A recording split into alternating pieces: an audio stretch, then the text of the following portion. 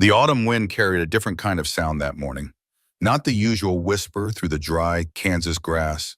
Not the distant call of prairie hawks hunting their breakfast. This was the sound that made horses jerk their heads up and birds scatter from their perches in the cottonwood trees. This was the sound of pure terror ripping across the dawn. A scream. It tore through the air before the sun had finished climbing over the horizon, sharp and desperate. The kind of scream that told anyone within earshot that someone was running for their life and had never known real danger until this exact second. But that story, the one about the scream, that comes later in the telling. First, you need to understand where it all began and where it's all leading. Kansas, 1918, late autumn, the kind of day when the light turns golden early and the air smells like wood smoke in coming winter. An old man sat on the porch of a ranch house that had stood for 35 years, weathered by storms and strengthened by the hands that built it. Jack Brennan was 69 years old now, his hands gnarled from decades of working iron and rope, his face lined deep with sun and wind and the weight of memories that don't fade even when you want them to. His grandson Tommy, 12 years old and full of that restless energy boys have when they're trying to figure out what kind of man they're going to become, sat on the top step whittling a piece of cedar wood into something that might eventually look like a horse. The boy's knife slipped and he cursed under his breath. Jack didn't reprimand him. Out here, a man learned to deal with frustration however he needed to, as long as he kept working. Tommy looked up at his grandfather, squinting against the afternoon sun. "Grandpa, how did you and Grandma Grace meet?" Jack's hands, which had been stroking the worn barrel of an old Colt .45 Peacemaker hanging on the wall beside him, went still. His eyes drifted out across the prairie, seeing something that wasn't there anymore. Or maybe seeing something that was always there, if you knew how to look. Boy, some stories don't start with hello. They start with a scream. Tommy set down his whittling, sensing that something important was about to be said. Something that wouldn't be repeated if he didn't pay attention now. Jack's voice dropped lower, taking on that quality it got when he was reaching back through the years, pulling up memories that still had weight to them, still had edges sharp enough to cut if you weren't careful. This was Kansas back in 1883, June. Early morning just after dawn. I was 34 years old then, and I'd been alone on this ranch for 2 years. Your great-grandmother Emma had passed in 1881. Tuberculosis, they said. I believed it then. I was wrong about that, but that part comes later. The old man's eyes focused on something far away, and the years seemed to fall away from his face as he stepped back into that morning, back into the moment when everything changed. Kansas, June 1883, dawn breaking over the prairie. Jack Brennan stood beside his Mustang gelding, a 6-year-old horse with the kind of endurance that made it worth more than gold out here, tightening the cinch strap with practiced hands. He checked the stirrups, adjusted the reins, did everything the way old Pete had taught him, the way you did when your life might depend on your horse not throwing you or running out of steam when you needed it most. The stagecoach stop sat 300 yards to the east, a weathered building where travelers heading west could change horses, get a meal that wouldn't kill them, and pretend for an hour that civilization wasn't falling away behind them with every mile. Jack wasn't paying it much attention. He had his own business to attend to. Needed to ride into Dodge City, pick up the iron stock he'd ordered for the forge, maybe talk to the land office about the survey markers that kept getting moved on the eastern boundary of his property. That's when the scream came. It wasn't close, but sound carries on the prairie, especially in the early morning when the air is still cool and dense. Jack's hands froze on the saddle. His Mustang's ears swiveled toward the sound, nostrils flaring. The scream came again, closer now, and behind it the sound every man out here learned to recognize and measure in his gut. Hoofbeats, fast, multiple horses, the rhythm of pursuit. Jack turned toward the stage stop and saw her burst out of the building like something wild and hunted. A woman in a dark traveling dress, the skirt bunched up in her fists, running in a way that said she'd never run like this before, had never needed to. Her face was pale even from this distance, her hair coming loose from whatever pins had been holding it, and everything about her posture screamed Eastern, civilized, completely unprepared for what was chasing her. 2 riders came around the building behind her, rifles in their hands, faces set with the kind of cold purpose that came from knowing they had all the power and she had none. Winchester Model 1873s, Jack noted automatically. Effective range about 200 yards, which meant they were holding their fire for now because they wanted her alive long enough to find out what she'd seen, what she'd heard, what she might tell someone. The woman was running straight toward him. Maybe she'd seen him. Maybe she was just running toward the only human being in sight who wasn't trying to kill her. Jack made his decision in the space of a heartbeat. His hand dropped to his Colt, checked that it was loose in the holster, then went back to the saddle horn. He swung up onto the Mustang and touched his heels to its flanks, moving it forward at a trot to intercept her path. She saw him coming and changed direction slightly, angling toward him. And Jack could see the absolute terror in her face now, could see that she was crying and didn't even know it, tears streaming down her cheeks as she gasped for breath. Behind her, the two riders spurred their horses faster. One of them raised his rifle. Jack kicked the Mustang into a canter, closing the distance fast. The woman reached him and would have run straight past if Jack hadn't leaned down and caught her by the arm. She screamed again, this time in surprise rather than fear, and tried to pull away before she realized he wasn't one of them. "They're coming," she gasped. "Oh God, they're going to kill me." Jack didn't ask who, didn't ask why. The rifles in the chase told him everything he needed to know about the immediate situation. Questions could wait until they were still alive to answer them. He pulled her toward the horse. "Up, now, I've never been on a horse." The words came out in a rush, high and panicked, and Jack almost laughed at the absurdity of it, but there wasn't time. "Then you better hold tight," he said, and his voice was calm, level, the way you talk to someone who was about to fall off a cliff and needed to trust you completely in the next 3 seconds. Die. He grabbed her by the waist and lifted her up in front of him, setting her sideways across the saddle. She shrieked, loud enough that the Mustang's ears flattened, but Jack already had his arms around her, one hand holding the reins, the other keeping her from sliding right off the other side. The riders were 100 yards away now, close enough that Jack could see their faces. He recognized one of them. Man named Donovan, worked for Wade Mercer.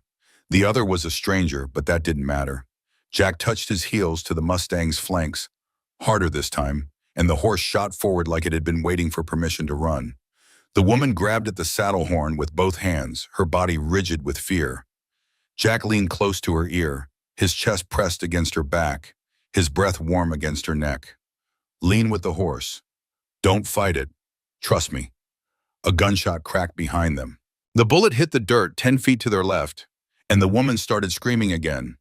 But Jack was already steering the Mustang toward a line of low hills to the west, putting distance and obstacles between them and the rifles. The Mustang was built for this. 15.2 hands high, 1,200 pounds of muscle and endurance, bred from Spanish stock that had been running these plains long before white men showed up to claim them. It could maintain 8 to 10 miles per hour for 20 miles without breaking down. And right now, Jack was asking it for more than that, asking it to sprint flat out across broken ground while carrying 2 people instead of 1. The horse gave him everything it had. Jack avoided the open prairie, staying low where gullies and dry creek beds would make them harder to see, harder to hit. He knew this land the way a sailor knows the sea, every washout, every stand of cottonwoods, every place where the ground turned soft or treacherous. The riders behind them didn't have that advantage. Another gunshot, closer this time. The woman flinched so hard she nearly threw them both off balance, but Jack's arm tightened around her waist, holding her in place. "Don't look back," he said, his mouth close to her ear. "Look ahead, only ahead." She turned her face forward, and Jack felt some of the rigidity leave her body, felt her start to breathe with the rhythm of the horse instead of fighting it. Good. She was a quick learner, even terrified out of her mind. They jumped a dry creek bed and the woman gasped as they went airborne for half a second, but she didn't scream this time. Progress. Behind them, the riders were falling back.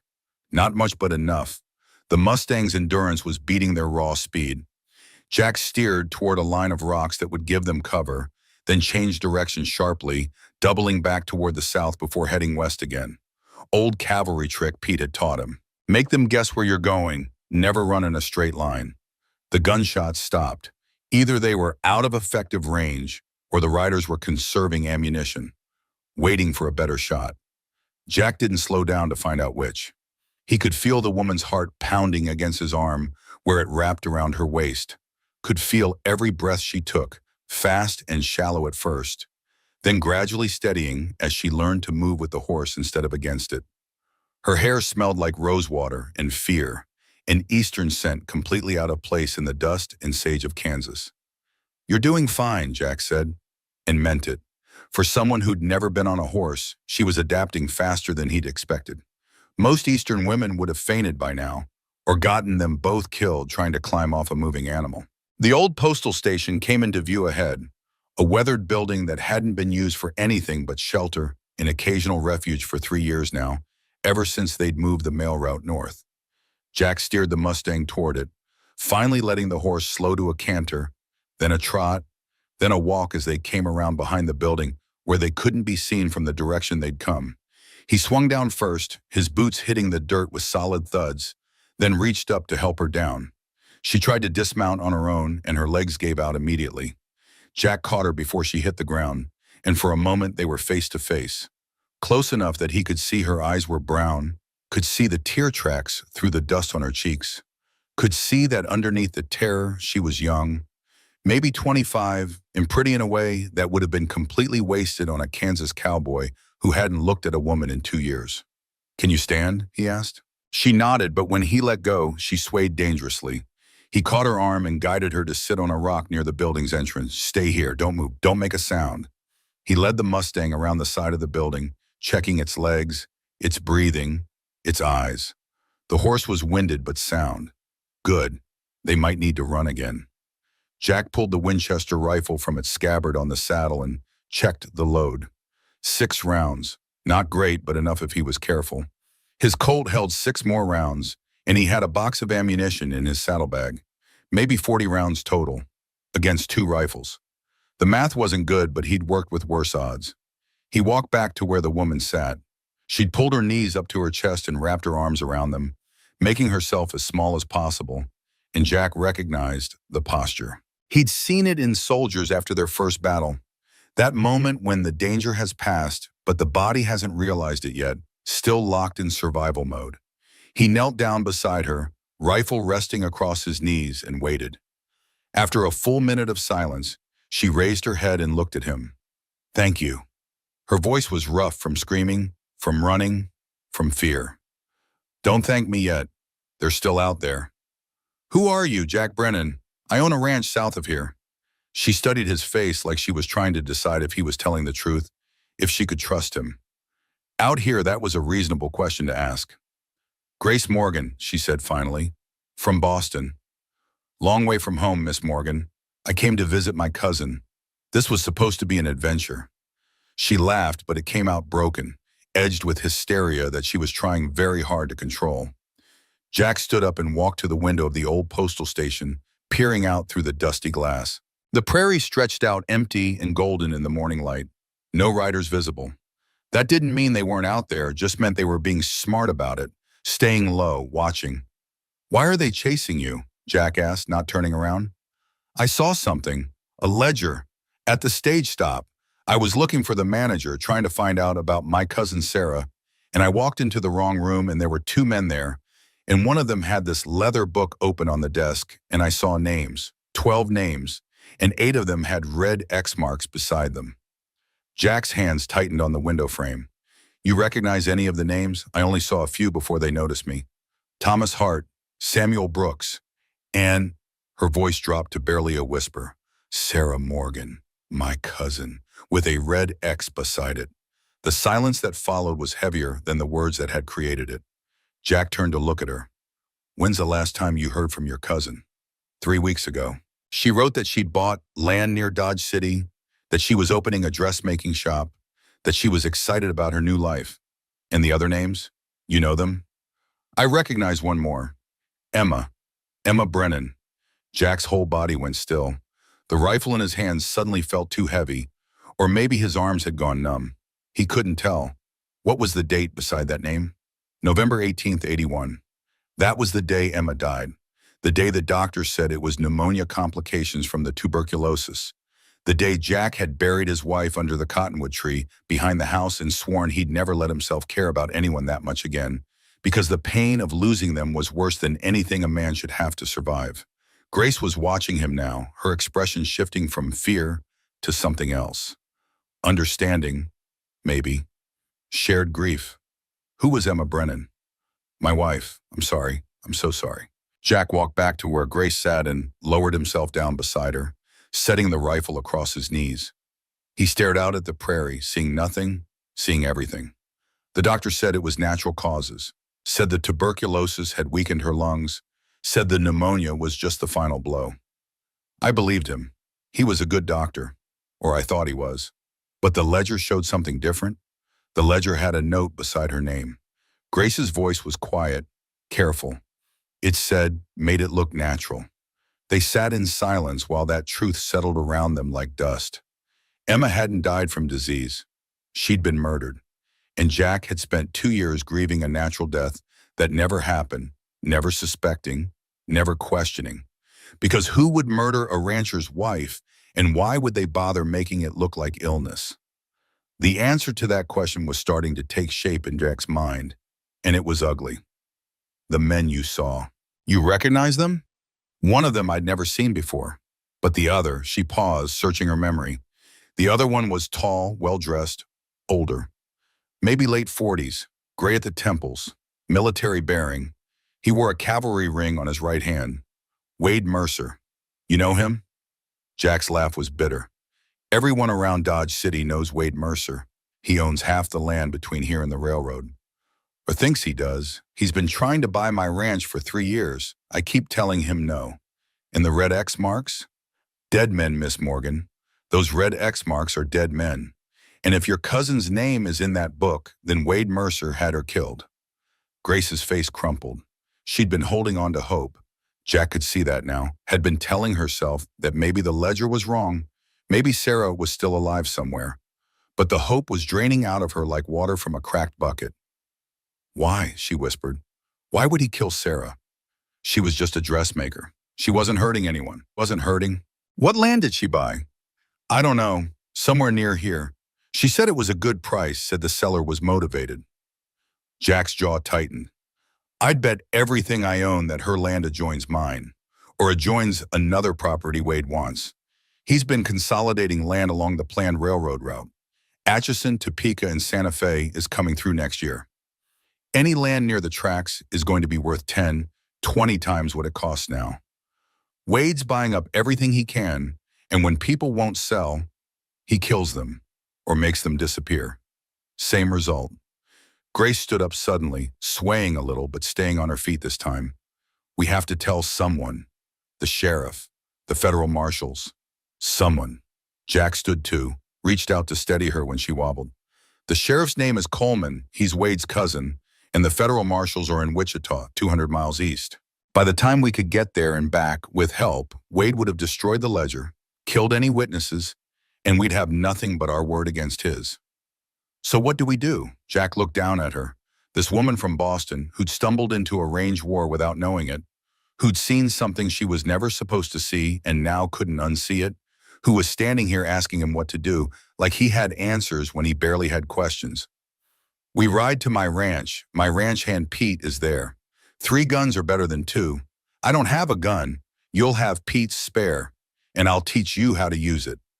Grace looked at him like he'd just suggested she learn to fly. I'm a music teacher. I've never shot a gun in my life. Then you're going to have a busy morning. They stared at each other for a long moment, and Jack saw something shift in her expression. The fear was still there, but underneath it, something harder was forming. Determination, maybe. Or just the realization that crying and hoping wasn't going to save her life out here. All right, she said, teach me. Not here. Here we're sitting targets. On my ranch, we've got walls and supplies and high ground. We can defend it if we have to. You think they'll come after us? Jack gestured at the empty prairie. They're out there right now, waiting to see if we run or hide. Wade doesn't leave witnesses, Miss Morgan. You saw his ledger. You saw proof he's been murdering people for their land. He can't let you tell that story. Then I guess we better not let him stop me. Jack almost smiled. Almost. Instead, he walked to where the Mustang stood and checked the cinch again, tightened it another notch. The horse was rested enough for another run, but just barely. They'd have to take it easier this time, save the horse's strength for when they might really need it. He helped Grace mount first this time, showed her how to get her foot in the stirrup, how to swing her leg over without kicking the horse in the ribs. She was clumsy but determined, and she got herself into the saddle on the second try. Jack swung up behind her, settling into place with his chest against her back, his arms coming around her to take the reins. Hold the saddle horn if you need to. Try to move with the horse. And Grace, yes? If shooting starts, you lean forward and you make yourself as small as possible. Understand? I understand.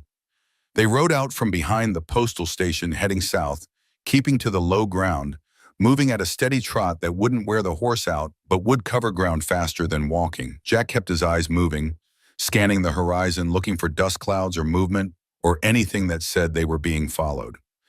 The sun climbed higher. The temperature rose. Grace's back was warm against his chest, and Jack found himself noticing details he shouldn't be noticing. The way her hair had come completely loose now and hung down past her shoulders. The way she'd stopped holding herself rigid and had started to relax into the rhythm of the horse's gait. The way she smelled like roses and dust and fear. "How far to your ranch?" she asked. 8 miles, maybe an hour at this pace, and you think we'll make it?" Jack didn't answer right away. Honesty was important out here. Lying to make someone feel better just got them killed when they weren't prepared for the truth. "I think we've got a chance," he said finally. "Better chance than you had running on foot." That's not very reassuring. It wasn't meant to be. They rode in silence for a while, the only sounds the steady thud of hoofbeats, the creak of leather, the whisper of wind through grass. Kansas stretched out around them in all directions, beautiful and empty, and completely indifferent to whether they lived or died. "Can I ask you something?" Grace said. "Go ahead. That cavalry trick you did back there. Doubling back, changing direction. Who taught you that?" "Old Pete. He was a scout in the war, rode with the Kansas Volunteers, fought in Missouri and Arkansas. He's 70 now, but he can still out-track and outride men half his age. And he works for you?" "With me." "Not for me. There's a difference." Grace was quiet for a moment, processing that. "In Boston, people work for other people. Out here, it's different, isn't it? Out here, people work with each other or they die alone. Pete taught me everything I know about surviving in this country, tracking, shooting, reading weather, understanding horses. In return, I give him a place to live and someone to talk to when the winter gets long. That's partnership, not employment. I think I like that better." Most people do, once they figure it out. They crested a low rise and Jack pulled the Mustang to a stop, scanning the terrain ahead. In the distance, he could see the dark line of the Arkansas River bottomland, the cottonwoods marking the water's edge.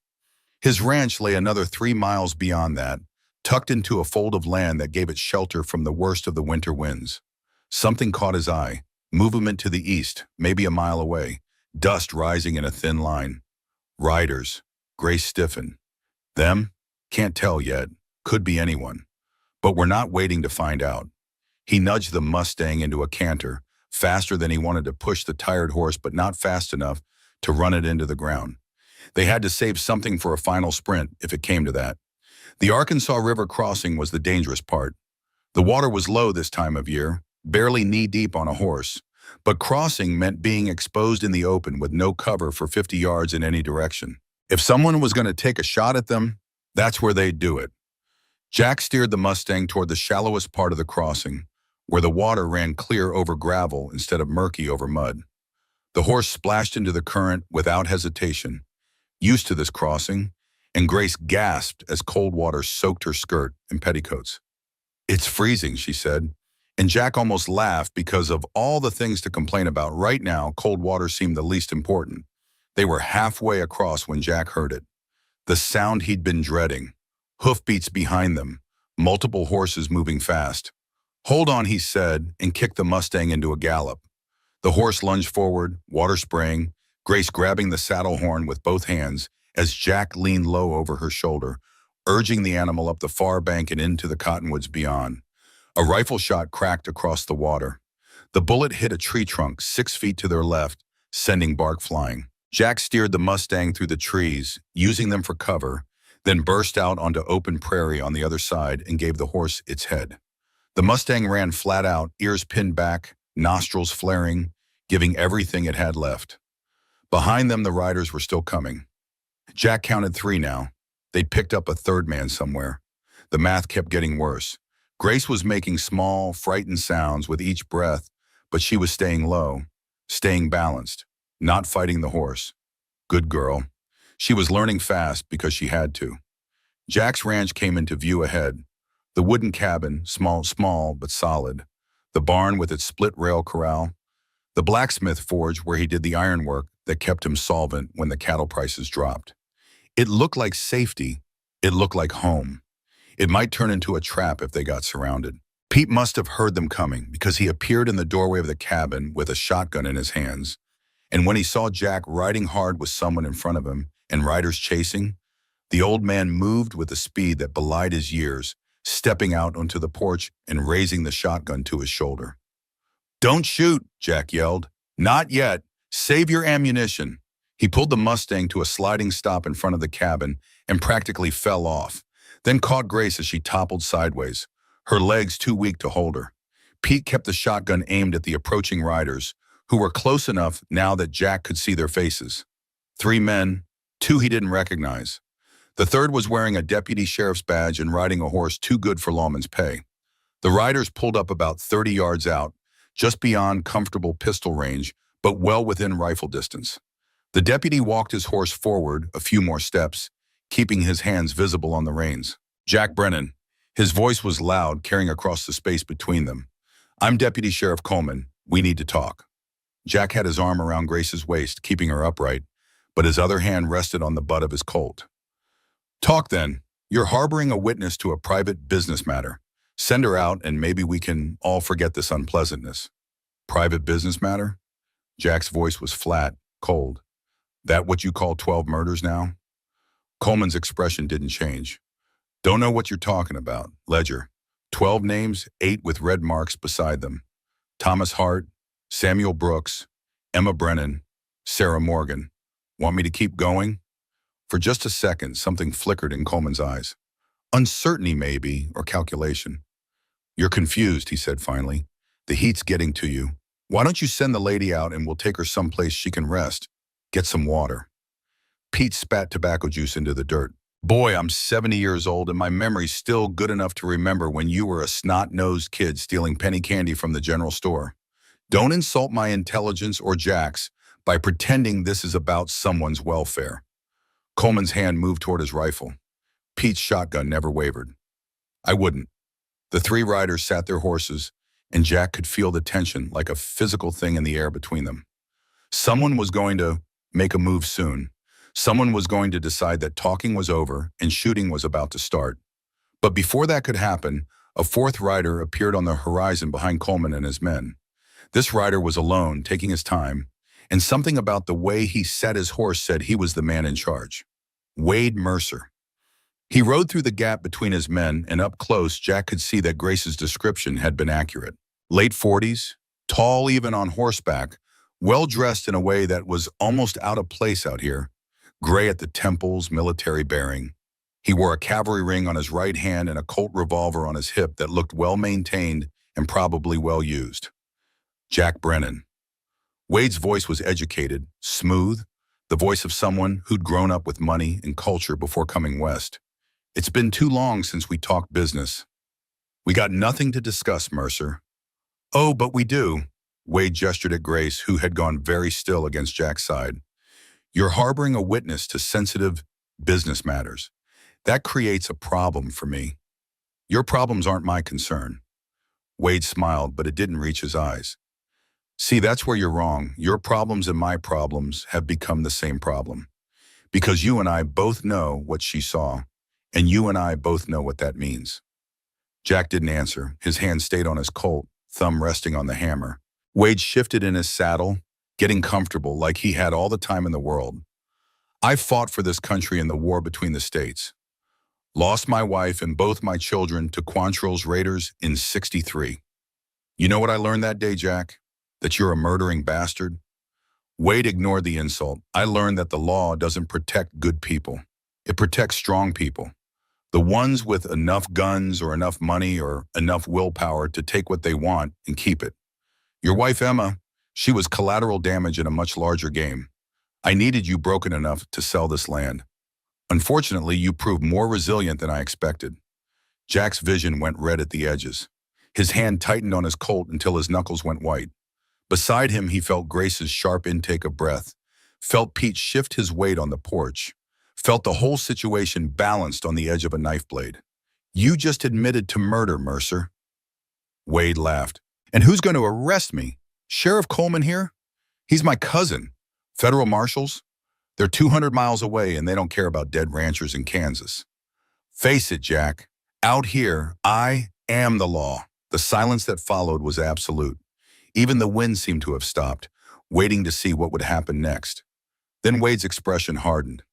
You've got 24 hours. Sign over your deed, send the girl out, and I'll let you live. Pete can keep his little parcel too. Refuse and all three of you will have accidents. Natural deaths, just like Emma's. He gestured at the men with him. 8 guns say you don't have a choice. Jack's voice was steady when he answered, so steady it was almost frightening. Pete, Grace, get inside. Neither of them moved. Now. The command in his voice was absolute. Grace moved first, stumbling toward the cabin door.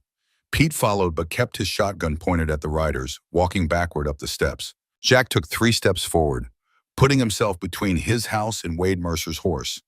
He was in the open now, exposed, but he moved like that didn't matter, like dying was just another option on a long list of possibilities and not even the worst one. I got a choice, Wade. Always got a choice.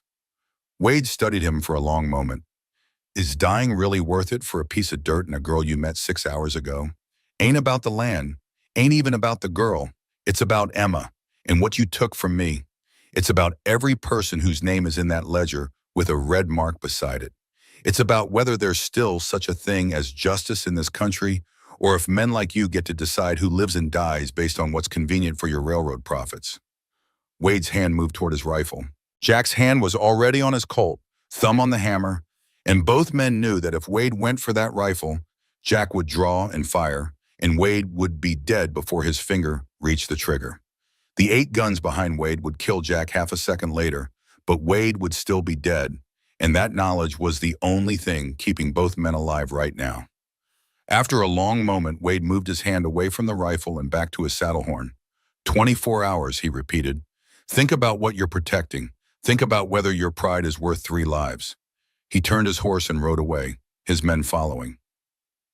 They didn't look back. Jack stood in the yard until they were out of sight. Then he turned and walked to the cabin. His legs felt shaky, reactions setting in now that the immediate danger had passed. He'd just faced down Wade Mercer and lived, but it was a temporary reprieve at best. Inside the cabin, Grace sat on a wooden chair with her head in her hands.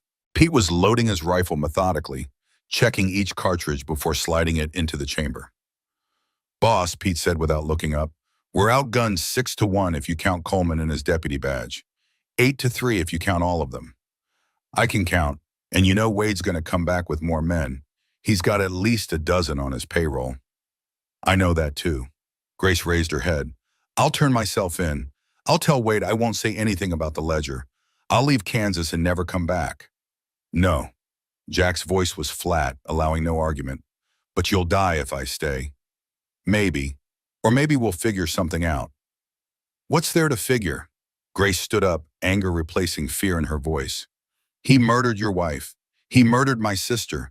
He's murdered at least 10 other people, and he's going to keep doing it because no one can stop him. What are 3 people supposed to do against that? Jack walked to the window and looked out at the prairie. The sun was high now, turning the grass gold, making everything look peaceful and beautiful and completely false. You ever shoot a gun, Miss Morgan? No, you're going to learn. Pete, you got that spare Derringer? Pete pulled a small pistol from his jacket pocket and set it on the table. Remington 41, 2 shots. Point-blank range only, but it'll put a man down if you hit center mass. Grace stared at the gun like it was a snake. I don't know if I can. Then you'll die, Jack said, turning to face her. And so will we. Out here, you fight or you fold. There's no middle ground. She looked at him, then at Pete, then back at the derringer on the table. Her hands shook when she reached for it, but she picked it up and held it like she was afraid it might go off in her hand. Show me, she said.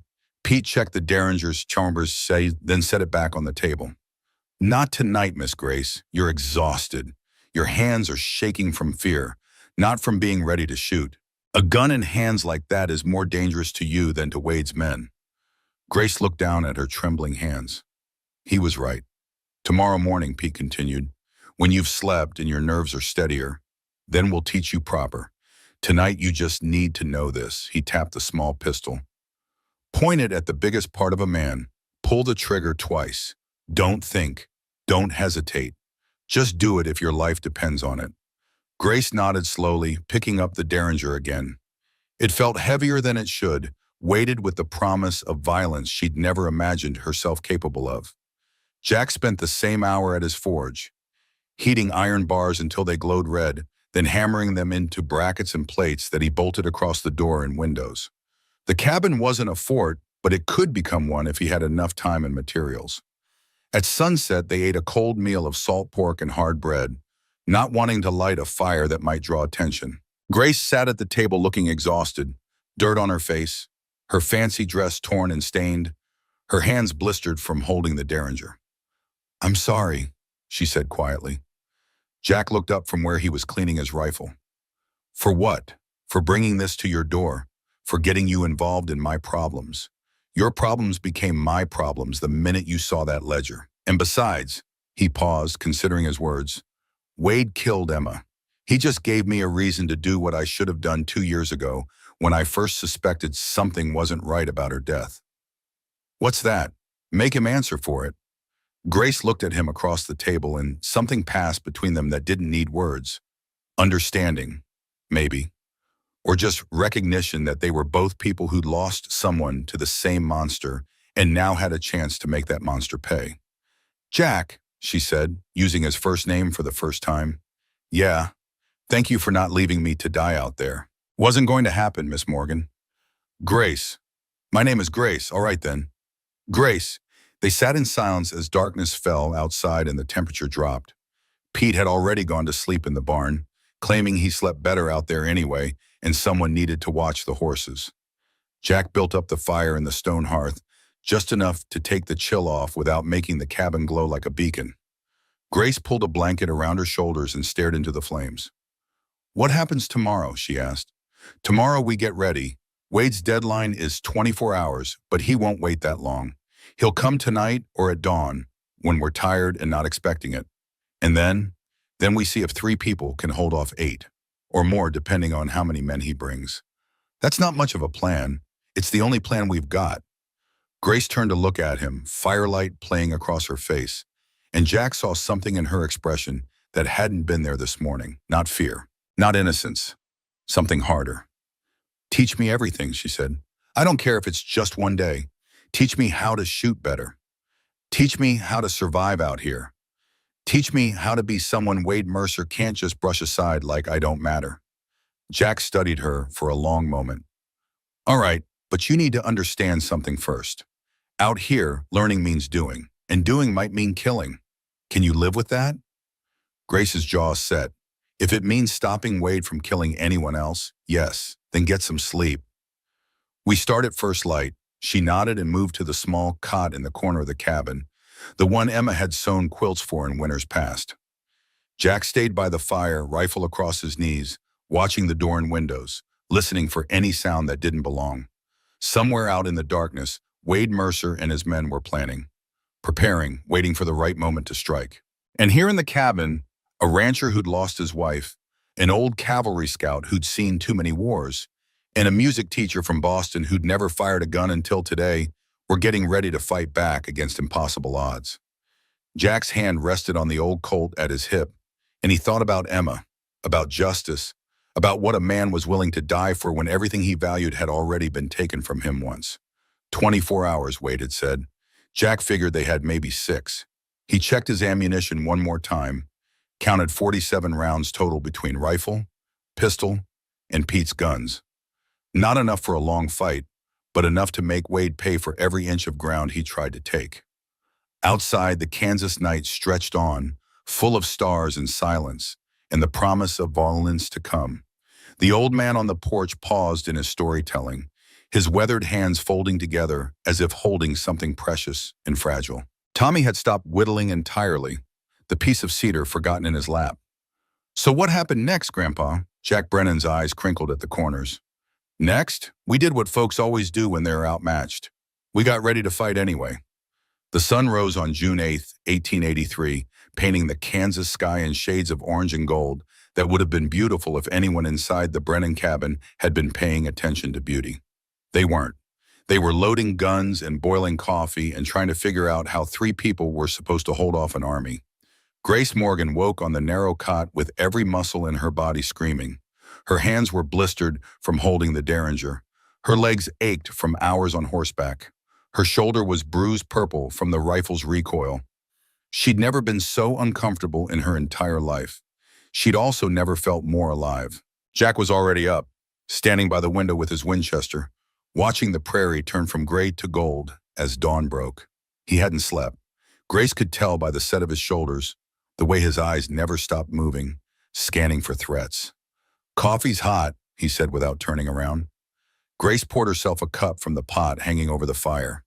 It was strong enough to strip paint the way Pete liked it, and it burned going down, but it woke her up faster than anything she'd ever drunk in Boston.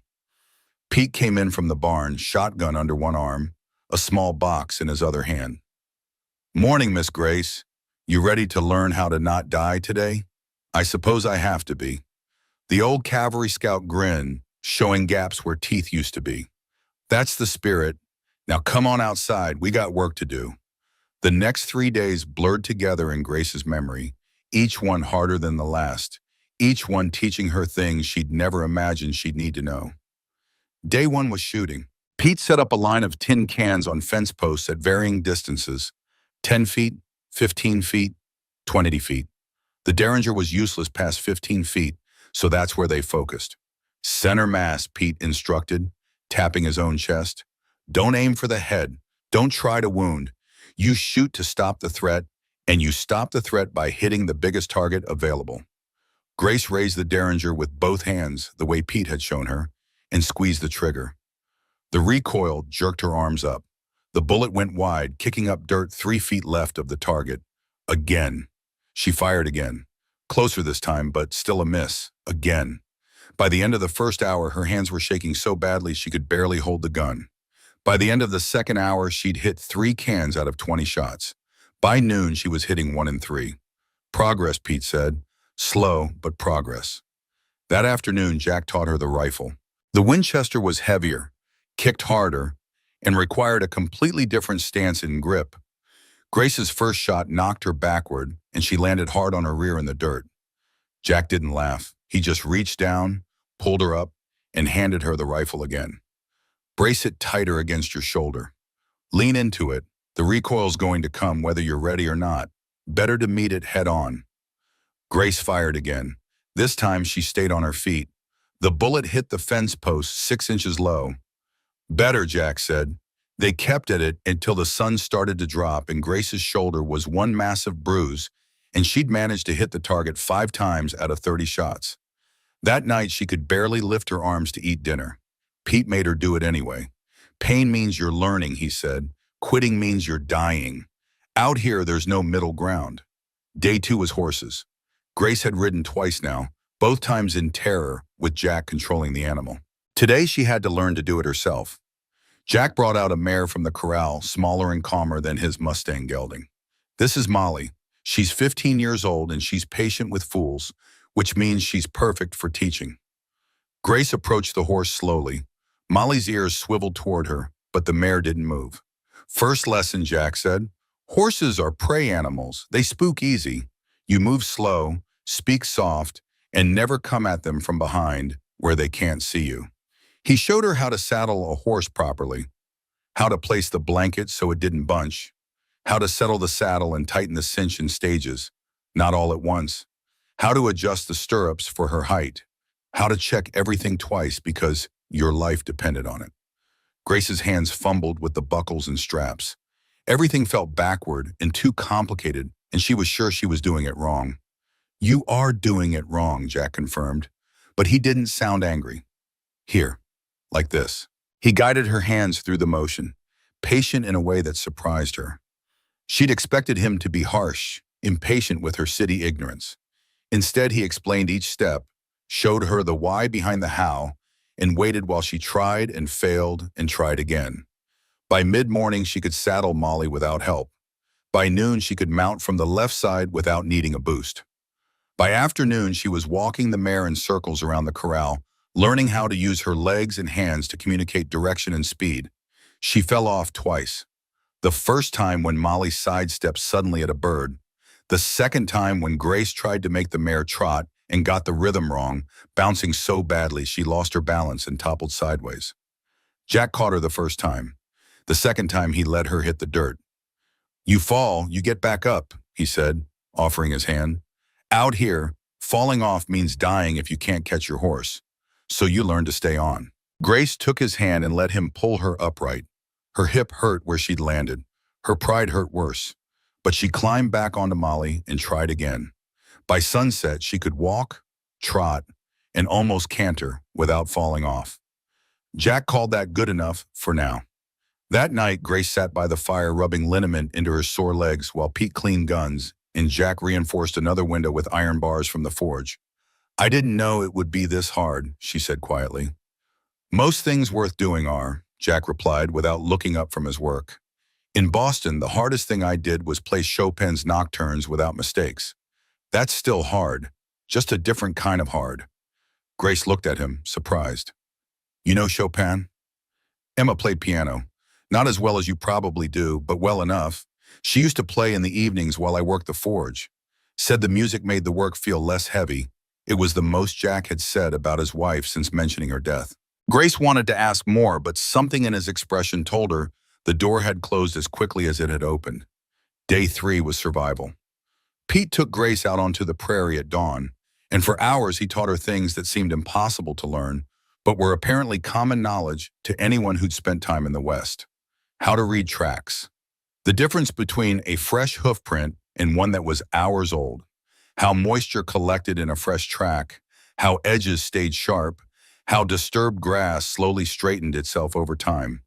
He had her follow a trail he'd made himself, and Grace managed to track him for almost a quarter mile before losing the trail at a rocky outcrop.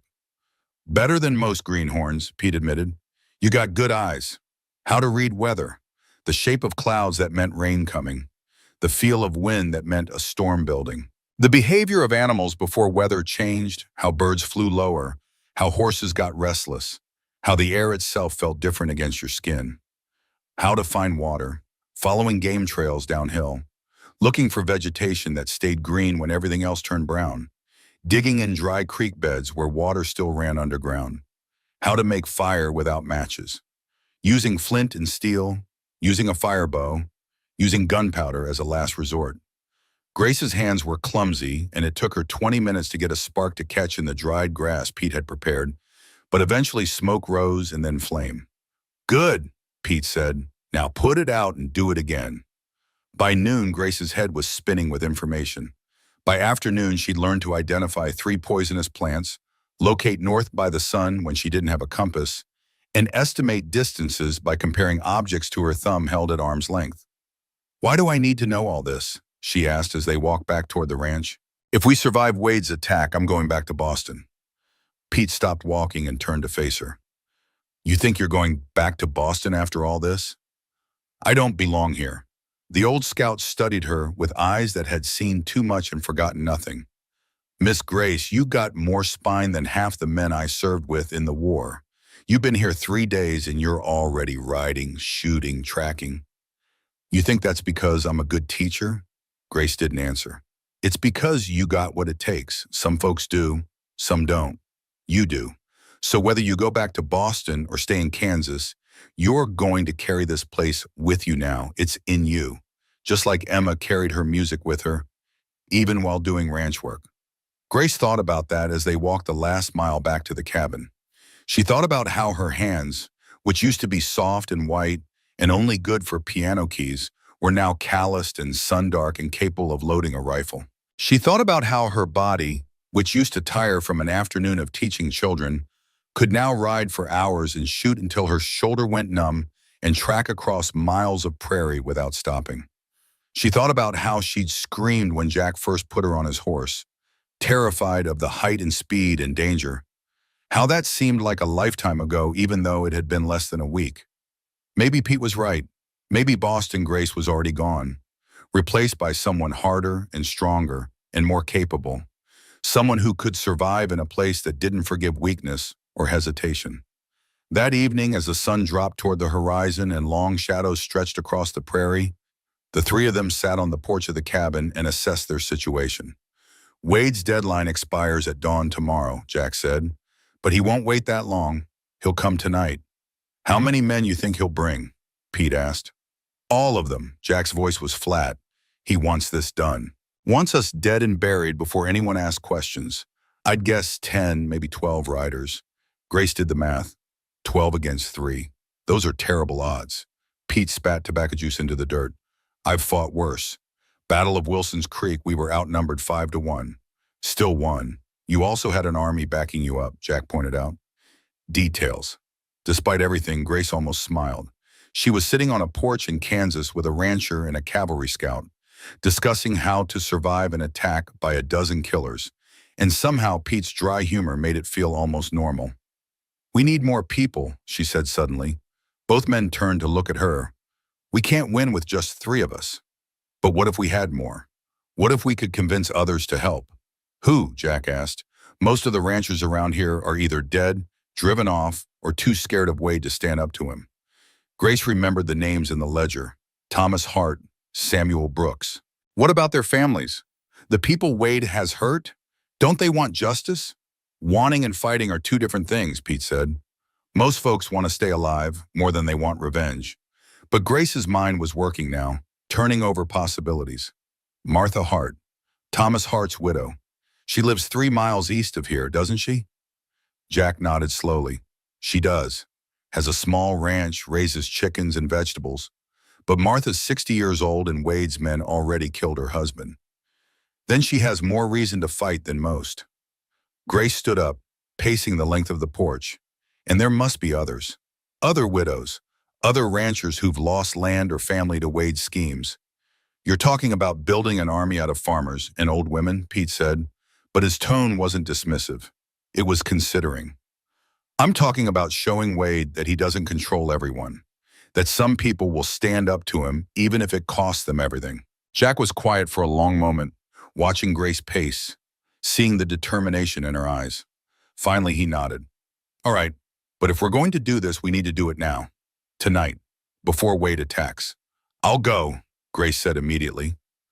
Both men stared at her. You'll what? Jack's voice was sharp. I'll ride to Martha Hart's ranch.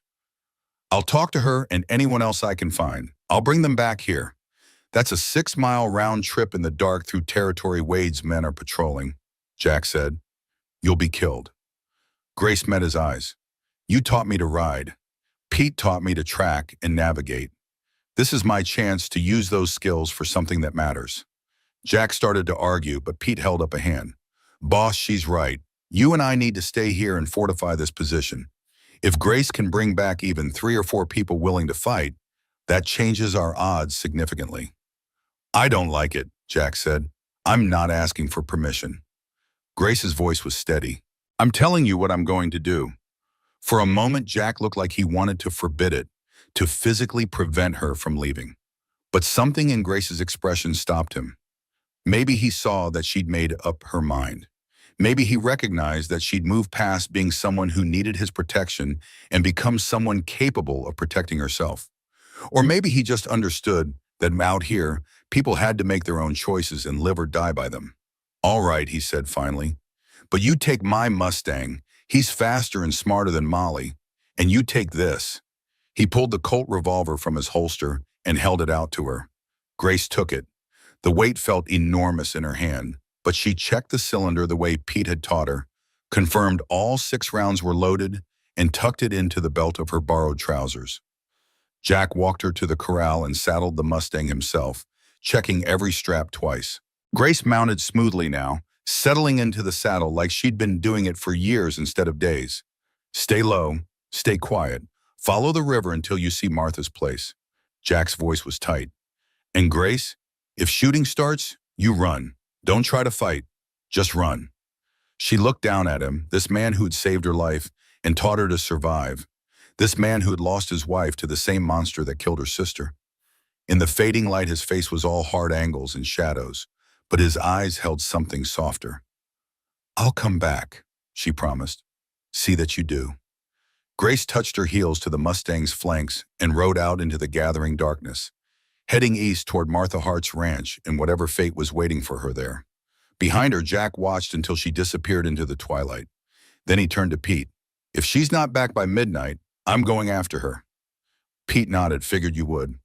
They went inside and began the work of turning the cabin into a fortress. Grace rode through the Kansas night with her heart pounding and her hands steady on the reins. The Mustang moved with confidence beneath her, responding to her signals, trusting her to guide it safely. The irony wasn't lost on her. 3 days ago, she couldn't ride. Now she was navigating hostile territory in darkness, trusting a horse to keep her alive. She followed the Arkansas River bottomland the way Jack had instructed, staying low where the cottonwoods provided cover. The moon was nearly full, bright enough to see by, but also bright enough to be seen. Grace tried to stay in shadow as much as possible. A mile out from the ranch, she heard hoofbeats ahead and pulled the Mustang to a stop behind a thick stand of trees. 2 riders passed on the trail above the riverbank, moving west toward Jack's ranch. Wade's scouts probably, checking positions before the main attack. Grace waited until they were out of earshot, then continued east, moving more carefully now. Martha Hart's ranch appeared as a small light in the darkness, a single oil lamp burning in a window. Grace approached slowly, calling out before she got too close. Mrs. Hart, my name is Grace Morgan. I need to talk to you. The light in the window went out immediately. A moment later, Grace heard the unmistakable sound of a shotgun being cocked. State your business or ride on. Grace dismounted slowly, hands visible. Wade Mercer killed your husband. He killed my sister. I have proof, and I need help stopping him. Silence. Then the cabin door opened a crack, and the shotgun barrel appeared, followed by a woman's lined face, suspicious and hard. What kind of proof? A ledger showing 12 murders, including Thomas Hart. Grace spoke quickly, knowing she had seconds to convince this woman or be driven off. Wade's deadline for Jack Brennan expires at dawn. He's coming with at least 10 men to kill us all. We need people willing to stand against him. And what exactly am I supposed to do about it? Martha's voice was bitter. I'm a 60-year-old widow. My husband's dead because he wouldn't sell to Wade. What makes you think I'm fool enough to make the same mistake? Because if we don't stop him now, he'll keep killing. How many more Thomas Harts have to die before someone says enough? Martha was quiet for a long time. Then she lowered the shotgun. Come inside, but keep your hands where I can see them. Inside the small cabin, by the light of a relit lamp, Grace showed Martha the stolen documents from the land office, showed her the forged deed transfer, the falsified death certificate for Sarah Morgan, the pattern of murders all connected to Wade's land consolidation scheme. Martha read every page slowly, her face growing harder with each line. When she finished, she set the papers down and looked at Grace. What do you need? People. Guns. Witnesses. If enough of us stand together, maybe Wade backs down. Or maybe we at least make him pay a price for trying to take everything. Martha stood and walked to a trunk in the corner of the cabin. She opened it and pulled out a double-barreled shotgun, old but well-maintained. Thomas taught me to shoot when we first came out here in '59. Said a woman alone needed to know how to protect herself. She loaded both barrels with practiced efficiency. I know 5 others who have reason to hate Wade Mercer. Give me 2 hours and I'll have them at your ranch. Grace felt relief wash through her so powerfully she almost staggered. Thank you. Don't thank me yet. We might all be dead by morning. Martha saddled her horse and rode north while Grace rode south toward a small homestead she'd been told belonged to Carlos Mendez. The Mexican rancher listened to her story with arms crossed and face impassive. Why should I help? Wade has been trying to steal my land for 2 years through fake boundary disputes. I've been fighting him in court. If I shoot at his men, the court case becomes irrelevant. The court is already irrelevant. Grace spoke with more confidence than she felt. Wade owns the sheriff. He probably owns the judge. The only way to beat him is to show him there's a cost to his crimes. Carlos studied her for a long moment. You are very young to be so cynical. I'm old enough to have watched my sister murdered for buying land Wade wanted. He nodded slowly. All right, I will come, but I want to see this ledger myself. By 11 that night, 6 people had gathered at the Brennan Ranch. Martha Hart with her shotgun, Carlos Mendez with his Winchester repeater, Rebecca Brooks, Samuel Brooks' widow, with her husband's rifle and 3 children left at home with a neighbor. Henry Chen, a Chinese railroad worker who'd saved for 5 years to buy his claim and had been constantly harassed by Wade's men. Isaiah Washington, a former slave who'd fought in the Union Army and homesteaded legally only to face Wade's attempts to drive him out. And Clara Schmidt, a German immigrant and widow who'd hunted for food since her husband died and could shoot the head off a prairie chicken at 100 yards. Jack met them at the door, surprise evident on his face when he saw Grace riding in with 6 people behind her. I brought an army, she said. Pete walked around the group, assessing them with a cavalry scout's eye. Old woman with a shotgun, Mexican with a rifle, another widow, Chinese fellow, Negro veteran, and a German who looks like she knows which end of a gun to point. He grinned. I've fought with worse. They spent the next 2 hours positioning everyone. Martha and Rebecca to the north tree line, 200 yards from the cabin, with a clear field of fire covering the main approach. Carlos and Henry to the east behind a rock outcropping, covering the side approach from town. Isaiah and Clara to the south near the burned remains of the old barn, covering the river approach. Jack, Grace, and Pete would hold the cabin itself. Jack walked from position to position, making sure everyone understood the plan. Don't shoot until I give the signal. When you do shoot, aim for horses if you can't hit riders. A man on foot is less dangerous than a man mounted. Conserve ammunition. Make every shot count. And if anyone wants to leave, now's the time. No shame in it. Nobody moved. Grace found herself positioned at the east window of the cabin with the Winchester rifle Pete had been teaching her to use. Her hands were steady as she checked the load. 15 rounds in the tube magazine, 1 in the chamber. 16 chances to hit something before she had to reload. Jack was at the west window, Pete at the door with his shotgun. They'd piled furniture against the walls for extra protection, filled a barrel with water in case of fire, done everything they could think of to prepare. Now they waited. The moon climbed higher. Midnight came and went. 1 in the morning, 2. Grace's eyes burned from staring into the darkness, watching for movement that never came. Maybe he's not coming tonight, she whispered. He's coming, Jack said. He's just making us wait, making us tired, making us doubt. At 2:30, Pete tensed. I hear something. Grace strained her ears but heard nothing. Then slowly she picked up what Pete's experienced ears had caught first. The faint sound of many horses moving slowly, trying to be quiet, felling because that many animals couldn't move in complete silence. How many? Jack asked. Pete listened. 10, maybe 12, coming from the west and south. Pincer movement. Jack raised his hand toward the window, a prearranged signal. To the north, Martha saw it and passed the signal to the others. Everyone got ready. The riders came into view as shadows against shadows, spreading out in a line surrounding the cabin. Grace counted 11 men. Then one more appeared, sitting his horse apart from the others. Wade Mercer. Even in darkness, there was no mistaking his bearing, the way he sat his horse like a general surveying a battlefield. Jack Brennan, Wade's voice carried across the open ground. Your time's up. This is your last chance to surrender. Jack didn't answer right away. When he did, his voice was calm and steady. I got a counteroffer, Wade. You turn around and ride away, and maybe you live to see the federal marshals arrive. Wade laughed. Federal marshals? In case you haven't noticed, you're surrounded and outgunned. This ends tonight. That's where you're wrong. Jack whistled, short and sharp. All around the ranch, 6 people who Wade didn't know existed stood up from their hiding places. Moonlight glinted off rifle barrels, off shotguns, off every weapon pointed at Wade's men from 3 different directions. Wade's horse shifted nervously. His men looked around, suddenly realizing they weren't the hunters anymore. They were in a crossfire. "You were saying something about being outgunned?" Jack's voice held grim satisfaction. For the first time since Grace had seen him, Wade Mercer looked uncertain. He'd come expecting an easy fight. 3 people defending an indefensible position. Instead, he was facing an organized defense with superior positioning. "Who are they?" Wade demanded. "Everyone you've wronged. Every widow. Every rancher you tried to cheat. Every person whose name is in your ledger or would have been next week or next month. They're all here, Wade, and they're all ready to testify against you." A long silence followed. Grace held her breath, finger on the trigger, waiting to see which way this would fall. Then hoofbeats came from the east.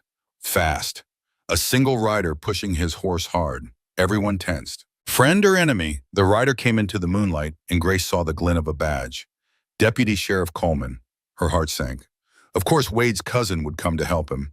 But Coleman didn't ride to Wade's side. He rode between the 2 groups and pulled his horse to a stop facing Wade. Wade Mercer, his voice was official, formal. "You're under arrest for murder." Grace couldn't have been more shocked if the ground had opened beneath her. Wade's men looked equally confused. "What?"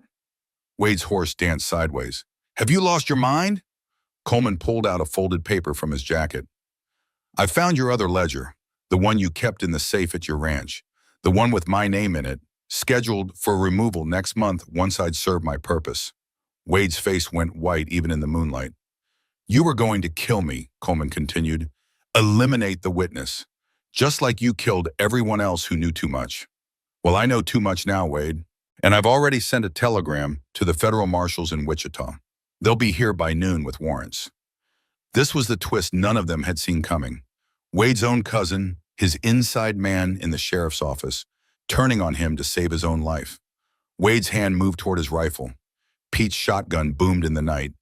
The blast hit the dirt 3 feet in front of Wade's horse, making the animal rear and nearly throw him. "Don't," Pete said, already reloading. "Next one's for you, not the horse." Wade brought his mount back under control, but his face was murderous. "You'll all hang for this." "No," Coleman said. "You'll hang for 12 murders, maybe more once we dig deeper." Wade looked around at his men, at the rifles pointed at them from 3 sides, at Coleman with his badge and his betrayal, at Jack standing in the cabin doorway with a Colt in his hand and absolute determination in his eyes. For a long moment, Wade Mercer sat his horse, calculating odds, weighing options, trying to find a way out that didn't end with him in a noose. Then his shoulders sagged, and Grace knew he'd realized the truth. It was over. Coleman rode forward and pulled Wade's rifle from its scabbard, then his Colt, then gestured for Wade to dismount. 4 of Wade's men surrendered immediately, seeing which way the wind was blowing. 5 stayed loyal, hands on their guns, ready to fight. "Boys," Pete called out, his voice carrying the authority of a man who'd fought in an actual war, "you can die for a man who's already lost, or you can live to see tomorrow. Your choice, but choose fast." One by one, the loyal men raised their hands. The fight was over before it started. Grace lowered the Winchester, her hands shaking now that the danger had passed. She'd been ready to kill, had been prepared to pull the trigger and watch men die. The fact that she hadn't had to felt like a gift she didn't deserve. Jack appeared beside her, gently taking the rifle from her hands. "You did good. We all did good." "No." Jack turned her to face him. "You did this. You were the one who had the idea, who rode out in the dark, who brought these people together. Without you, Wade would have come here with 12 men, and we'd all be dead by dawn." Grace looked up at him, seeing something in his face that hadn't been there before. Respect, maybe? Or recognition? Or something deeper that neither of them was quite ready to name yet. Outside, Coleman was cuffing Wade and reading charges, while the 6 people who'd come to help formed a loose perimeter, making sure none of Wade's men tried anything stupid. The siege that should have been didn't happen. The battle that should have killed them all never started. Instead, justice arrived on horseback in the form of a corrupt deputy saving his own skin, and that was good enough. As the sun rose on June 9, 1883, turning the Kansas prairie gold and beautiful, They loaded Wade Mercer and his men onto horses and prepared to ride into Dodge City to meet the federal marshals Coleman had summoned. But before they left, Grace walked to the eastern edge of Jack's property, where a single cottonwood tree stood alone on a low rise.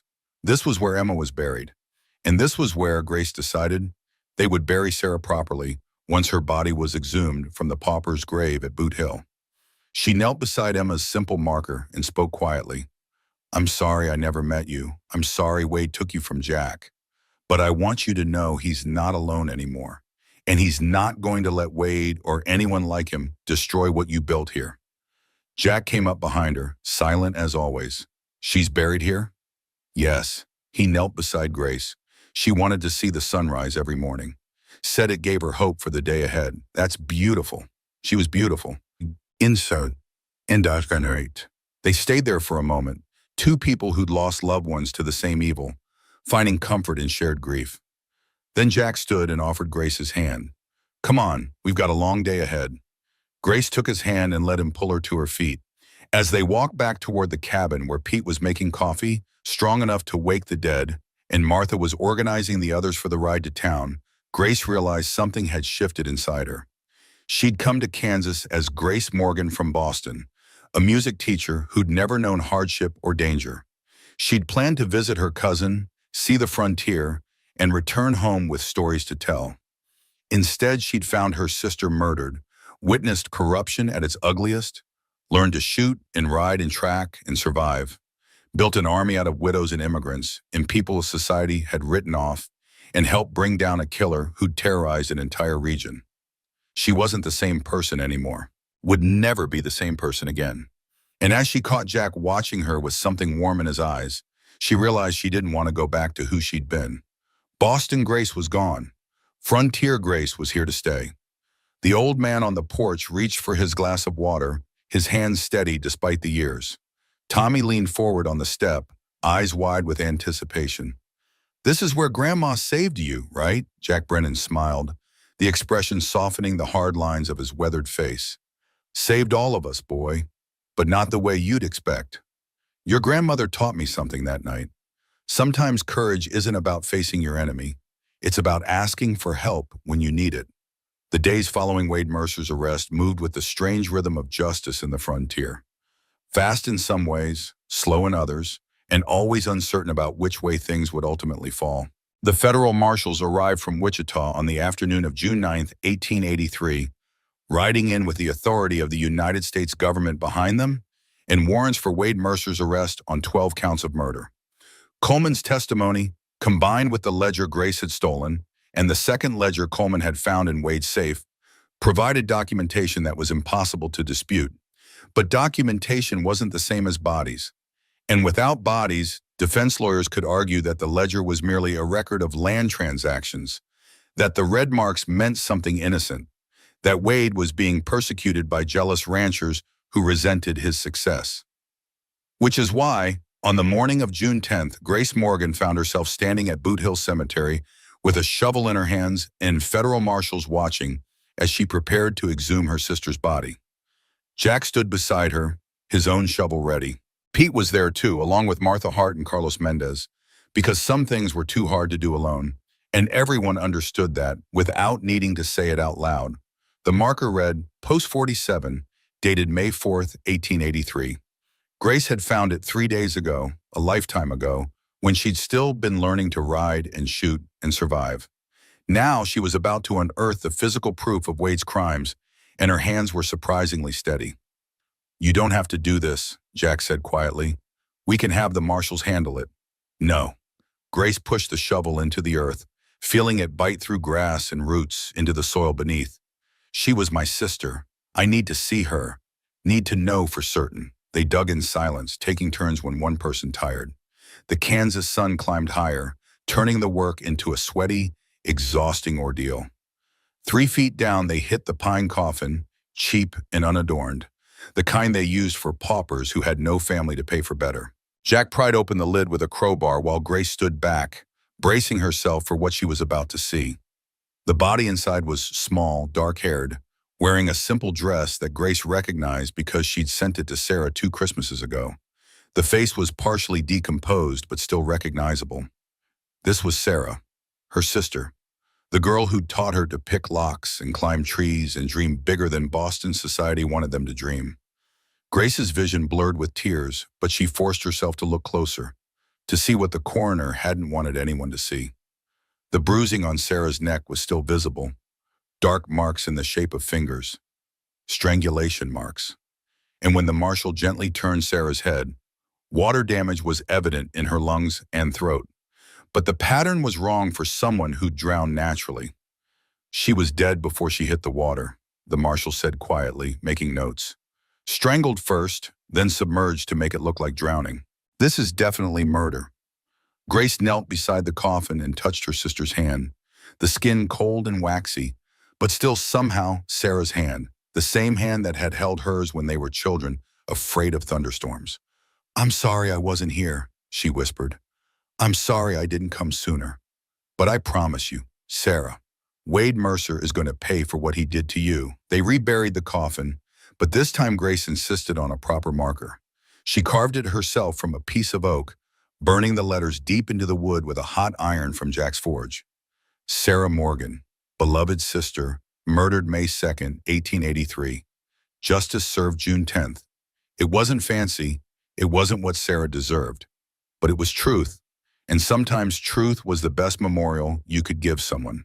The trial began on June 15 in the Dodge City Courthouse, a building that had seen plenty of frontier justice but rarely anything this significant. Wade Mercer was charged with 12 counts of first-degree murder, plus conspiracy, fraud, and corruption charges related to the forged land deeds. The prosecution brought forward the ledgers, both of them showing clear documentation of murders connected to land acquisitions. They brought Grace's testimony about witnessing Wade and Coleman with the ledger at the stage stop. They brought Coleman's testimony about Wade's plans to eliminate him as a witness. They brought medical evidence from Sarah's exhumation showing strangulation before drowning. They brought Martha Hart to testify about her husband Thomas's suspicious death, ruled a suicide when everyone who knew him swore he'd never take his own life. They brought Rebecca Brooks to testify about her husband Samuel's accident that wasn't an accident.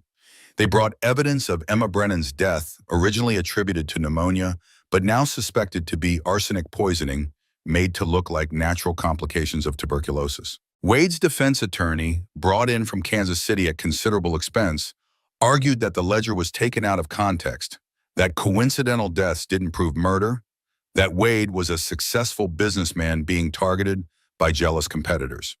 But the evidence was overwhelming. The jury deliberated for less than 3 hours before returning a verdict of guilty on all counts. Wade Mercer was sentenced to hang on July 1st, 1883. Grace sat in the courtroom when the sentence was read, watching Wade's face as the judge pronounced his fate. She expected to feel satisfaction, triumph, the sweet taste of revenge finally achieved. Instead, she felt empty, hollow. Sarah was still dead. Emma was still dead. 12 people were still gone, their lives cut short by Wade's greed, and hanging him wouldn't bring any of them back. "Justice isn't the same as healing," Jack said quietly as they walked out of the courthouse into the bright June sunlight. "No," Grace agreed, "but it's a start." The weeks between the trial and the execution moved with strange slowness. Grace stayed at the Brennan Ranch because she had nowhere else to go, and because, if she was honest with herself, she didn't want to leave. She and Jack fell into a routine that felt almost domestic. She'd wake early and help Pete with the horses while Jack worked the forge. They'd take turns cooking, though Jack's frontier cooking was still better than Grace's attempts at anything more complicated than coffee. Evenings they'd sit on the porch and watch the sunset over the prairie, not talking much because words weren't really necessary anymore. Sometimes Grace would play the old piano that had belonged to Emma, the one Jack had somehow managed to transport from Kansas City 5 years ago because his wife had missed music. The keys were slightly out of tune and some of the hammers needed replacing, but Grace could coax Chopin nocturnes and Bach preludes from it, filling the cabin with sounds that made Jack close his eyes and remember his first wife, while simultaneously watching his future take shape in the form of a woman from Boston who could now ride and shoot and survive, but who still played piano like an angel. One evening, about a week before Wade's scheduled execution, Grace stopped playing mid-phrase and turned to Jack. What happens after? After what? After Wade hangs? After this is all finished? What happens to me? Jack was quiet for a long moment, leaning against the doorframe with his arms crossed, backlit by the setting sun. What do you want to happen? I don't know. Grace's hands rested on the piano keys without pressing them. I came here to visit Sarah, to see the frontier. I thought I'd go back to Boston, back to teaching piano to children who don't really want to learn, back to being proper and civilized and safe. But I'm not that person anymore. I've killed men, Jack. Or at least I was ready to. I've ridden through hostile territory in the dark. I've dug up my sister's body.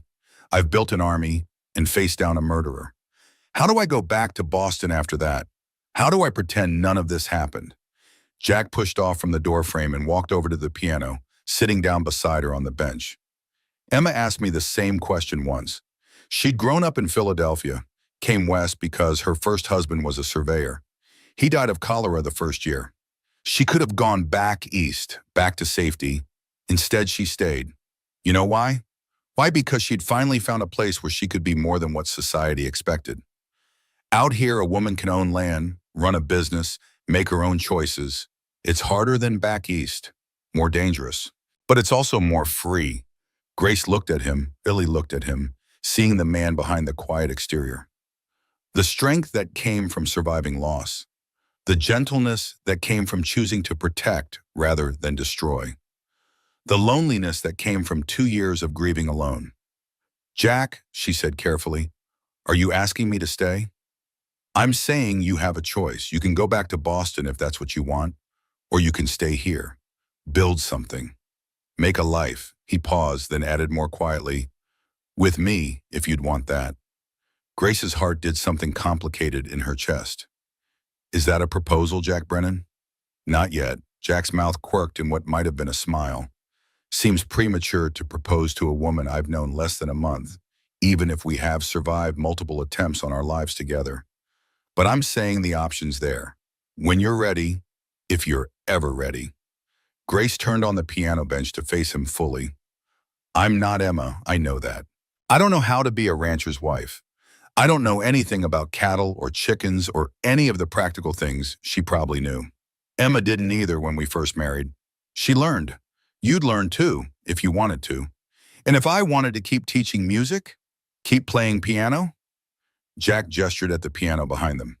Then you teach music and play piano. I'm not asking you to give up who you are, Grace. I'm asking if you want to discover who you could become. They sat there on the piano bench as the light faded outside and the cabin grew dark around them. Two people who had been thrown together by violence and fear and had somehow found something gentler in the aftermath. Ask me again, Grace said finally. After the execution, after we've both had time to grieve properly and figure out what we really want. Ask me then, and I'll give you an answer. Fair enough.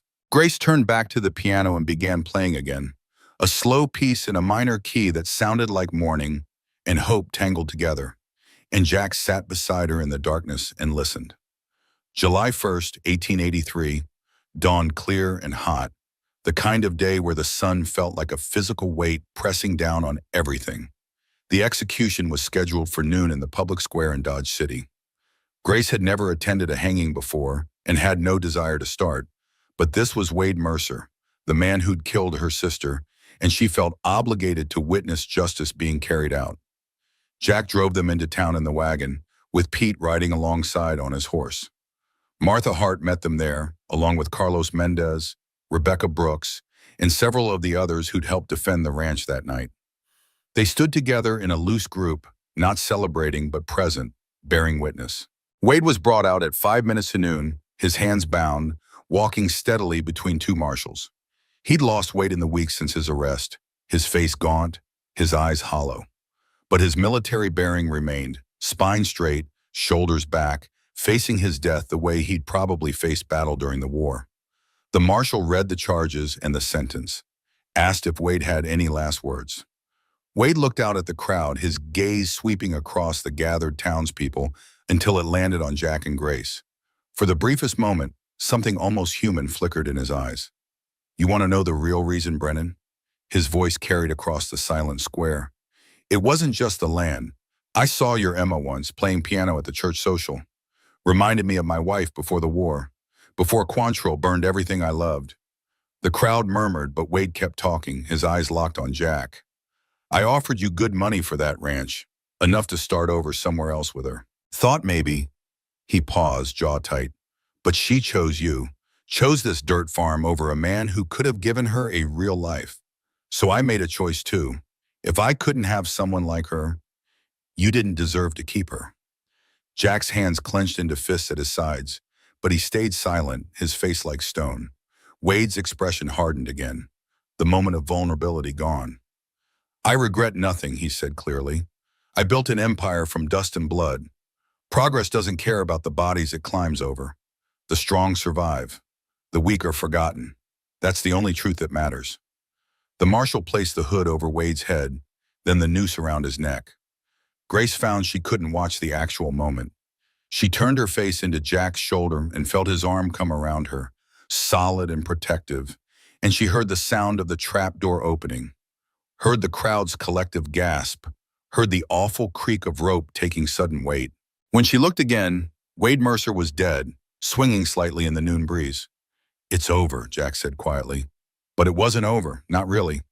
Over would have meant Sarah was alive. Over would have meant Emma was alive. Over would have meant the 12 people in Wade's ledger got to go home to their families instead of lying in graves across the Kansas prairie. This was just ended. And ended wasn't the same thing at all. They buried Wade in Boot Hill Cemetery, far from the people he'd murdered, with no marker beyond a wooden stake and a number. Grace didn't attend that burial. She'd seen enough graves to last a lifetime. Instead, she rode out to Jack's ranch, to the cottonwood tree where Emma was buried, and she kept her promise. Sarah's coffin was exhumed a second time and reburied here, in good soil under a spreading tree, next to the woman whose husband had avenged them both. Grace carved a new marker, more elaborate than the one at Boot Hill, burning Sarah's name and dates into oak that would last for years. Sarah Morgan, 1855 to 1883. Sister, dreamer, pioneer. She came west to build a life and found death instead, but her courage lives on in those who loved her. Below that, Grace added new words to Emma's marker. Emma Brennan, 1856 to 1881. Wife, musician, light in the darkness. She brought beauty to hard places and grace to hard times. Two women who'd never met, buried side by side, united by the man who'd loved one and was learning to love the other. Grace knelt between the graves and spoke to both of them. I don't know if you can hear me. I don't know if there's anything beyond this life or if you're both just gone, dust and memory. But if you can hear me, I want you to know something. She paused, choosing her words carefully. Sarah, you taught me to be brave when I wanted to be safe.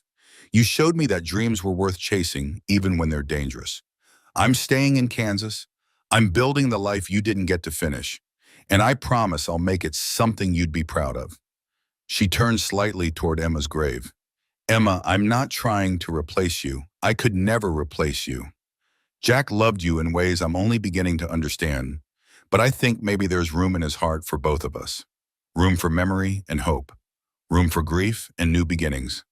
I hope that's okay with you. I hope you'd want him to be happy again. The wind whispered through the cottonwood leaves, and Grace chose to interpret that as approval from women who couldn't answer, but who she hoped somehow understood. Summer turned to autumn. The prairie grass changed from green to gold to brown. Grace stayed at the ranch, sleeping in the small room that had been Emma's sewing room, learning to cook and clean and handle the hundreds of small tasks that came with frontier life. She also started teaching music. 3 children from neighboring ranches came twice a week to learn piano. Grace charged modest fees, enough to feel independent, but not so much that struggling families couldn't afford lessons. The sound of scales and simple melodies filled the cabin in the afternoons, and Jack claimed he didn't mind the noise. Pete taught her to handle cattle, to rope and brand and doctor sick animals. She wasn't good at it, but she was competent enough to help during the busy seasons. Martha Hart became a close friend, riding over once a week for coffee and conversation. 2 women who'd survived Wade Mercer's cruelty and built something stronger from the wreckage. And slowly, carefully, Grace and Jack learned each other. Learned how to work together without getting in each other's way. learned each other's rhythms and habits and preferences, learned that sometimes silence was better than conversation, and sometimes conversation was necessary, even when silence was easier. On Christmas Eve, 1883, 6 months after Wade's execution, Jack asked Grace to take a walk with him after dinner. They walked out to the cottonwood tree where Sarah and Emma were buried, which should have been morbid, but somehow wasn't. This tree had become a place of peace rather than sorrow, a place where past and future existed together without conflict. Grace Morgan, Jack said, and his voice was steady despite the way his hands shook slightly. I've been thinking about what you said, about asking you again when we'd both had time to grieve and figure out what we really wanted. It's been 6 months. It has. Jack reached into his pocket and pulled out a small box, handmade from prairie oak, oiled until it gleamed. Emma wore a ring when we married, simple gold band. I buried it with her because it felt wrong to keep it. But I made this one myself, forged it in my shop, shaped it and polished it, and tried to make it worthy of the woman I'm hoping will wear it. He opened the box to reveal a ring of twisted silver and gold, simple but beautiful, clearly made by hand with tremendous care. I'm not asking you to be Emma. I'm asking you to be Grace.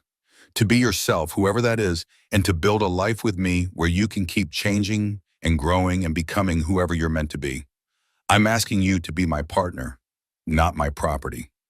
To share this land and this work and this life as equals. He took a breath. I'm asking you to marry me, Grace Morgan from Boston. Will you? Grace looked at the ring, then at Jack, then at the graves of the two women whose deaths had brought them together. She thought about the scared woman who'd run screaming from the stage stops 6 months ago, thought about everything she'd learned and survived and become since then. She thought about Boston, about her mother who'd be scandalized, about the proper society life she'd left behind. She thought about the children she taught piano to, about the way their faces lit up when they mastered a difficult piece, about Martha's friendship and Pete's gruff affection and the community of survivors who'd become her found family. She thought about the way Jack looked at her like she was capable of anything, the way he'd taught her to ride and shoot and survive without ever making her feel inadequate, the way he played with fire in his forge and created beauty from raw metal, the way he grieved honestly and loved carefully and protected fiercely. She thought about waking up each morning to Kansas sunrises and going to sleep each night to Kansas stars and spending her days building something real and lasting instead of just teaching children who would forget her the moment lessons ended. Yes, she said. Yes, I'll marry you. Jack's face transformed, relief and joy breaking through his usual reserved expression. He took the ring from the box and slid it onto her finger. It fit perfectly, warm from his hand, solid and real. They were married on New Year's Day, 1884, in a small ceremony at the ranch. Martha officiated, reading from a Bible and from her memory of marriage ceremonies she'd attended over 60 years of life. Pete stood as Jack's best man, wearing a suit he'd probably owned since the Civil War. Carlos and Rebecca and the others who'd helped defend the ranch attended, along with a dozen neighbors who'd heard the story and wanted to be part of the celebration. Grace wore a simple dress she'd sewn herself, practical blue wool that could be worn again instead of fancy white that would hang unused in a closet. She carried wild prairie flowers that Clara Schmidt had somehow found blooming in a sheltered spot despite the winter cold. Jack wore his best shirt and trousers, his face clean-shaven for once, his hair slicked back, looking uncomfortable and earnest and absolutely sincere. Do you, Jack Brennan, take this woman to be your lawfully wedded wife, to have and to hold, in sickness and in health for richer or poorer, as long as you both shall live? I do. And do you, Grace Morgan, take this man to be your lawfully wedded husband, to have and to hold in sickness and in health, for richer or poorer, as long as you both shall live? Grace looked at Jack and thought about all the lives she could have lived. The safe life in Boston, the predictable life teaching music to society children, the proper life her mother had planned for her. And then she thought about this life, this hard, dangerous, beautiful, free life, where she could be more than just proper, where she could be strong and capable and valued for her courage as much as her piano playing. I do, she said, and meant it with everything she was. Martha pronounced them husband and wife, and Jack kissed Grace carefully, sweetly, like she was precious and fragile, despite knowing full well she was neither. The celebration that followed was simple but joyful. Pete played fiddle, surprisingly well for a man with arthritic fingers. People danced in the cabin and spilled out onto the porch. Someone brought whiskey and someone else brought apple cider, and someone else brought a cake that was slightly lopsided but tasted perfect. As the sun set and the temperature dropped and the celebration began to wind down, Grace found herself standing on the porch with Jack, watching their guests depart, wagon by wagon and horse by horse, until they were alone with Pete, who tactfully announced he was sleeping in the barn tonight to give them privacy. "Mrs. Brennan," Jack said, testing out the name. Grace smiled. "Mrs. Brennan," she agreed. "It sounds strange." "You'll get used to it. I suppose I will. I've gotten used to stranger things, like sleeping on a cot instead of a feather mattress, like coffee that could strip varnish, like you." Jack laughed, a rare sound that Grace was learning to treasure. "Like me, like you.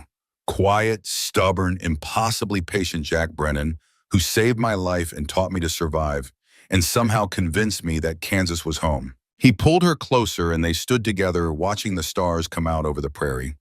Two people who'd been strangers 6 months ago and were now bound together by law and choice and something deeper that didn't have a name yet, but felt like it might eventually be called love. Winter passed into spring, spring into summer. Grace discovered she was pregnant in April of 1884, a revelation that terrified and delighted her in equal measure. Jack was cautiously optimistic, but Grace could see the fear in his eyes. He'd lost Emma. He'd lost so many people. The thought of losing Grace too, losing a child too, was written in every careful gesture, every worried glance. "I'm not Emma," Grace reminded him gently when he tried to forbid her from riding or working or doing anything more strenuous than breathing. "I'm not sick. I'm pregnant. Women have been doing this since the beginning of time." "I know, but humor me anyway." So Grace humored him, accepting help with tasks she could have done herself, letting Pete and Jack handle the heavier ranch work, spending more time teaching piano and less time chasing cattle. She wrote to her mother in Boston, explaining that she'd married a rancher, that she was expecting a child, that she was happier than she'd ever been in her previous life. Her mother's response was predictably horrified. Married to a cowboy, living in Kansas, expecting a child in a place with no proper doctors? "Grace, you must come home immediately." Grace wrote back with patience and firmness. "I am home, Mother. This is where I belong. I hope someday you can understand that." Her mother never did understand, but she eventually accepted it. And when the baby was born in October of 1884, a healthy boy with his father's dark hair and his mother's brown eyes, Grace's mother sent a silver spoon and a grudging letter of congratulations. They named him Peter, after old Pete, who'd survived the Civil War and taught Grace to shoot and track and survive. Pete himself cried when they told him, actual tears running down his weathered face, and he held the baby with the kind of gentle reverence usually reserved for something holy. The boy grew strong and healthy. Grace taught him piano as soon as his hands were big enough to reach the keys. Jack taught him blacksmithing and ranching and how to treat animals and people with respect. Pete taught him tracking and shooting and stories from the war that got more elaborate with each telling. Over the years, they had two more children, a daughter they named Sarah, after Grace's sister, another daughter they named Emma, after Jack's first wife. The ranch expanded. Grace's inherited land from Sarah, combined with Jack's original homestead, created a substantial operation. They built a proper schoolhouse where Grace taught not just piano, but reading and arithmetic to children from surrounding ranches. Jack's blacksmith business grew as the railroad finally came through in 1885, bringing workers who needed tools and repairs. Wade Mercer's vast land holdings were sold at public auction, divided up among the families he'd wronged. Martha Hart got back her husband's original claim. Carlos Mendez expanded his ranch. Rebecca Brooks bought land for her sons to inherit. Justice wasn't perfect. 12 people were still dead. But their families were no longer destitute, no longer living in fear, and that had to count for something. The years turned into decades. Peter grew up and married Martha Hart's granddaughter, bringing the two families together in a way that felt right. Their son Tommy born in 1906, would carry forward the legacy his grandparents had built. Sarah and Emma both became teachers, one staying in Kansas, one going east to study music in Boston before returning home because, like their mother, they discovered the frontier had claimed them. Pete lived to be 82, finally dying peacefully in his sleep in the small cabin they'd built for him near the main house. They buried him under the cottonwood tree with Sarah and Emma, adding a fourth marker that read, Peter Pete Harrison, cavalry scout, teacher, friend, defender of those who needed defending. And on an autumn day in 1918, 34 years after their wedding, Jack and Grace sat on their porch and watched their grandson Tommy whittle a piece of cedar while Jack told the story of how a woman from Boston who'd never been on a horse learned to ride straight into danger and came out the other side transformed. Did you ever regret it, Grandma? Tommy asked when the story was finished. Staying in Kansas instead of going back to Boston? Grace looked at Jack, at the man she'd built a life with, at the ranch they'd expanded together, at the community they'd helped create. She looked at the cottonwood tree on the hill where 4 people were buried, 4 people whose deaths had shaped everything that came after. Not once, she said, not for a single day. But it was hard, right? It wasn't all adventure and romance like the stories make it sound. Grace laughed. Oh, it was hard. The first winter, I thought I'd freeze to death. The first summer, I thought I'd melt. I burned more dinners than I can count. I fell off horses. I failed at 100 things before I learned to succeed at any of them. But you kept trying. I kept trying. Because out here, trying is all anyone can do. You try and you fail and you try again and eventually you figure it out or you don't. The important thing is that you don't quit. Jack reached over and took Grace's hand, his grip still strong despite his age. She taught me something too, he said. After Emma died, I thought I was done. Thought I'd just work the ranch until I died and that would be the end of my story. Grace showed me there was more. Showed me you could survive loss and still find joy on the other side. Tommy looked between his grandparents, seeing something in their faces that transcended the simple story of how they met. Seeing a partnership built on mutual respect. Seeing a love that had been earned through hardship rather than falling into their laps fully formed. I want that, he said quietly. When I grow up, I want to find someone who makes me brave. Grace smiled. Then you will. But remember, Tommy, bravery isn't about not being scared. It's about being terrified and doing what needs to be done anyway. It's about asking for help when you need it. It's about standing up for what's right, even when the odds are against you. She looked out at the Kansas prairie, at the land that had tested her and nearly killed her, and ultimately made her into someone she was proud to be. It's about looking at a horse you've never ridden and climbing on anyway, knowing you might fall, but also knowing that some journeys are worth the risk of falling. The sun dropped lower, painting the sky in shades of orange and gold. The same colors that had painted Grace's first desperate ride across this prairie 35 years ago, when she'd been running for her life and didn't know how to do anything except trust a stranger who'd decided she was worth saving. That stranger sat beside her now, his hand warm in hers, his presence as steady and reliable as it had been that first terrifying morning. Some stories start with a scream, Jack had said, but the best ones end with a legacy. And as Grace sat on that porch with her husband and grandson, with her children and grandchildren carrying on the life they'd built, with the ranch thriving and the community strong and justice served even if imperfectly, she knew they'd built something worth the screaming, worth the fear, worth every hard lesson and painful loss. They'd built a life, a real one, the kind that lasted.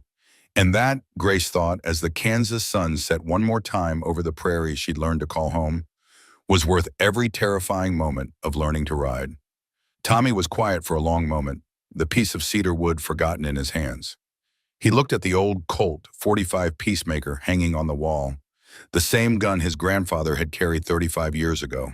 Grandpa, he said slowly, when I'm scared of something, how do I know if I should run or stay and fight? Jack Brennan looked at his grandson, seeing in the boy's eyes the same question he'd asked himself that June morning when a terrified woman had crashed into his life. You listen here, boy. Being scared doesn't make you a coward. Running when you need to doesn't make you weak.